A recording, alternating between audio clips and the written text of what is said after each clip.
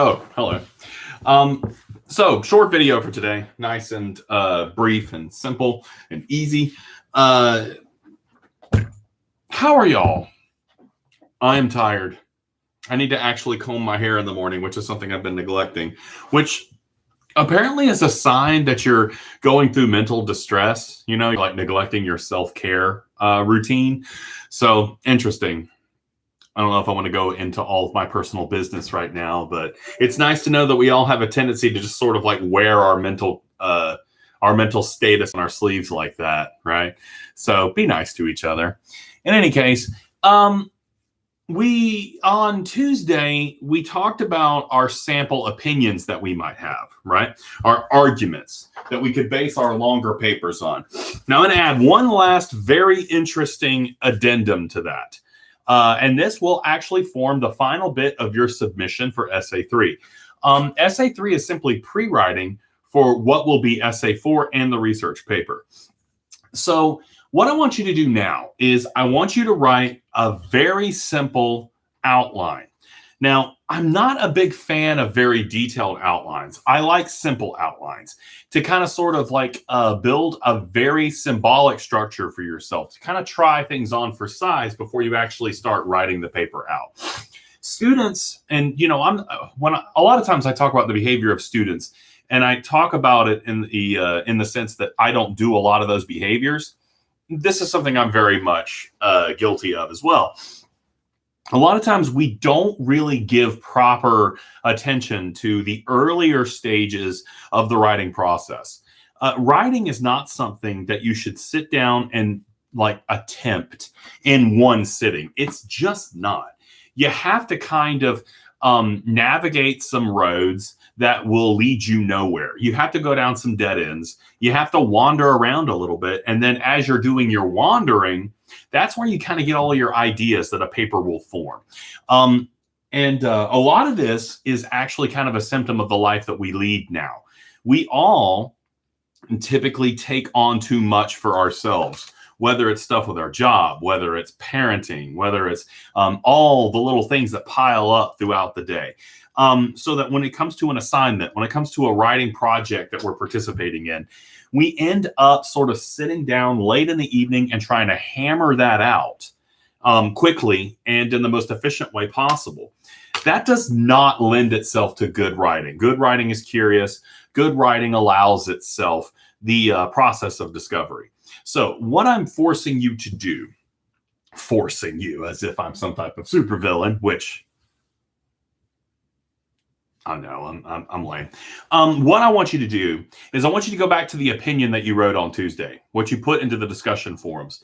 And I want you to give me 3 paragraph ideas.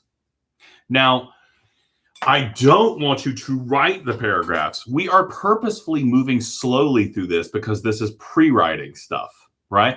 We're laying the tracks that the train will navigate later. I'm doing a lot of metaphors today.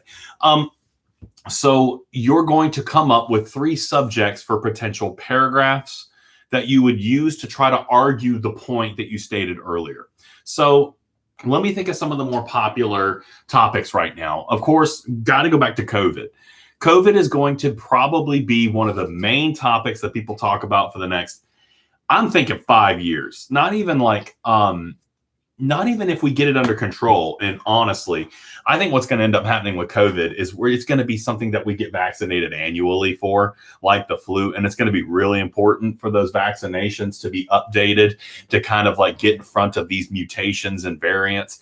It's going to become the flu, and we're going to have to treat it very much like the flu. That's something that we have to constantly, treat. So in any case,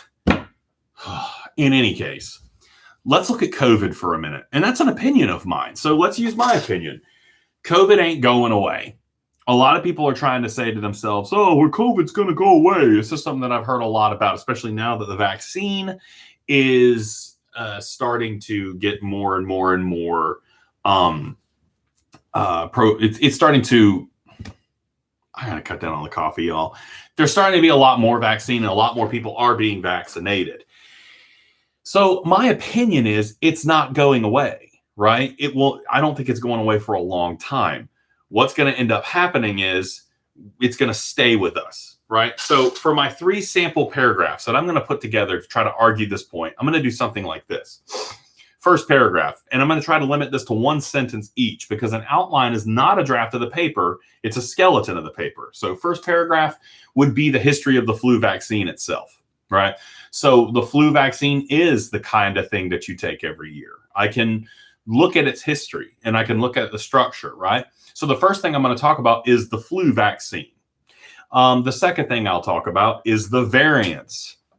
There are variants that are popping up all over the place. The presence of these variants would suggest to me at this point that the vaccine can't eliminate, can't eradicate it, because it's already in the process of evolving and changing.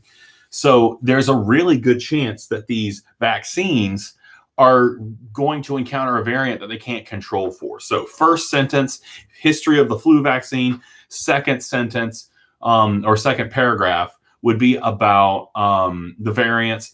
Third, spring break, yo. Lots of people are going on vacation for spring break. They are doing something they should not be doing, right? Now, I'm not holding this against them, but because so many people are congregating and going places on spring break, the chances of infections rise. As the chances of infections rise, so does the possibility for more variants and outbreaks. This type of behavior is ultimately the thing that will not allow us to eradicate COVID, right? So those are my 3 sentences. 1, the history of the influenza vaccine. 2, variants. 3, spring break and people traveling, right? That is my outline. It's a very simple exercise. This is a very easy grade. As long as you've been taking your notes and writing your pages, and you give me your opinion, and then you write up these 3 sample sentences to tell me what 3 paragraphs are that would allow you to argue this thesis, you got it.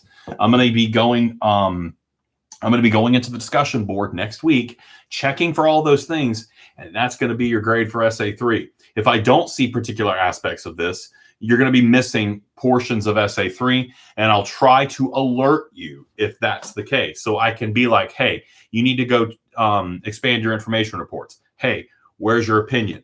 One other thing I'm going to do, actually, I am going to go and write up a very quick sample assignment guideline for this. So everybody has a nice checklist in case you've fallen behind.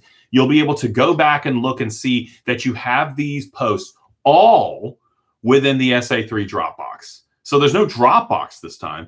I'm going to grade you based upon the discussion and stuff going on in the discussion forum. That's where you turn this in. As long as you've been participating in the discussion forums like I've been asking, you're pretty much going to have your grade for Essay 3. I'm not even scrutinizing this stuff very much. This assignment is not about doing stuff perfectly. This assignment is about laying those tracks, building that foundation, to mix my metaphors. So this should be an easy one. If anybody has any questions or anything they need to clear up, let me know. I'll post those guidelines. You should be able to piece it together by going back and watching all these incredibly awesome YouTube videos starring yours truly. In any case, you guys have fun catching up, writing up, doing all this stuff over the weekend. I am going to go home and eat a peanut butter and jelly sandwich for my lunch break, and I'm going to enjoy it. I don't care what you guys think. You can't judge me. I'm your teacher. I got authority. I'm so cool.